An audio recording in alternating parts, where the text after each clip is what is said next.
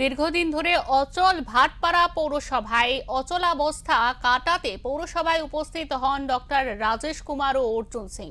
দুই বিধায়কই দীর্ঘক্ষণ বৈঠক করেন এবং এক্সিকিউটিভ অফিসারের সঙ্গে এই বৈঠক হয়। বৈঠক শেষে সংবাদ মাধ্যমের মুখোমুখি হয়ে অর্জুন সিং অভিযোগ করেন, পৌরসভার নামে থাকা একটি সরকারি সিম কার্ড বর্তমানে চেয়ারম্যানের কাছে রয়েছে। তার দাবি, গত 30শে এপ্রিল থেকে চেয়ারম্যান পৌরসভায় আসা বন্ধ করে দিয়েছেন।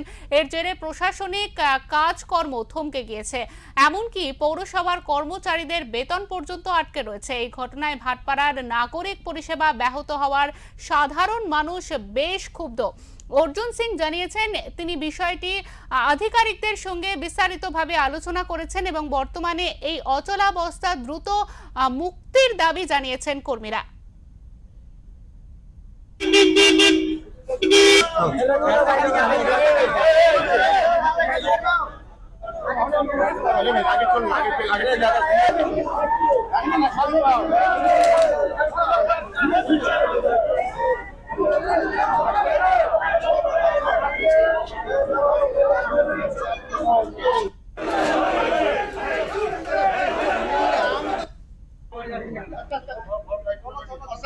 কত বছর পরে পৌরসভাতে আসলেন আপনি? পৌরপ্রধান ছিলেন, এসে কি 2019 পরে এই এসি পৌরসভাতে।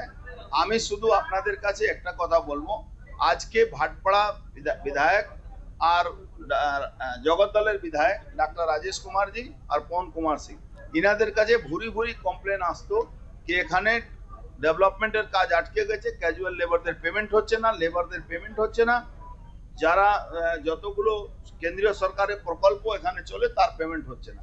এই পেমেন্ট না হওয়ার জন্য কাজটা স্টপ হয়ে যায়। ডেভেলপমেন্টের কাজ, রাস্তার ঘাট কাজ, রাস্তাতে যে পেপার ব্লক দেওয়া হচ্ছে, এখানকার চেয়ারম্যানের কোম্পানি থেকে সেই পেপার ব্লক এসছে। প্রায় 1 কোটি টাকা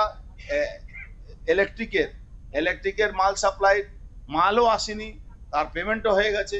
জল পাওয়া যাচ্ছে না, ভাটপাড়া লোকরা জলের জন্য অসুবিধা হচ্ছে। আমরা ডক্টর রাজেশ কুমার সিংকে নিয়ে ডক্টর রাজেশ কুমারজিকে নিয়ে আমি এখানে উপস্থিত হয়েছি, যেহেতু আমি এখানে পৌরসভাতে 10-9 বছর চালিয়েছিলাম।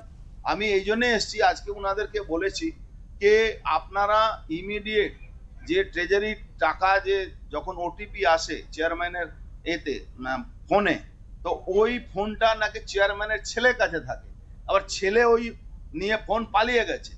এবার ইমিডিয়েট থানাকে আমরা বলেছি, পৌরসভাকে বলেছি আপনি থানায় জিডি করুন, আর আপনারা যান আর চেয়ারম্যানের বাড়ি থেকে ওই ফোনটা রিকভারি করুন। কি কি অসুবিধা হচ্ছে আপনার? না, আমাদেরকে লোকজন যেটা কমপ্লেন করছে, এক তো যারা এখানে কাজ করছে তারা তাদের বেতন পাচ্ছে না, তারপরে পৌরসভার যেসব কাজ ওসব কাজগুলোই এখানে আটকে গেছে, গাড়ি চলতে পারছে না, কারণ তেলের পেমেন্ট হচ্ছে না।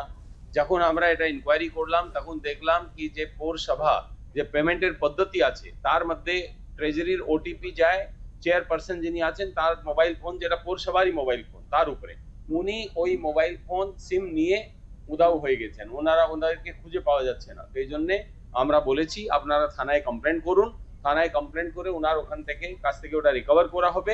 সাধারণ মানুষ এবং সাধারণ কর্মী তাদের কোনো ব্যবস্থা সুবিধাকে আটকানো যাবে না, কর্মীদের বেতন আটকানো যাবে না, রাস্তাগুলোতে যে কাজগুলো করার কথা পৌরসভার সে কাজগুলো আটকানো যাবে না।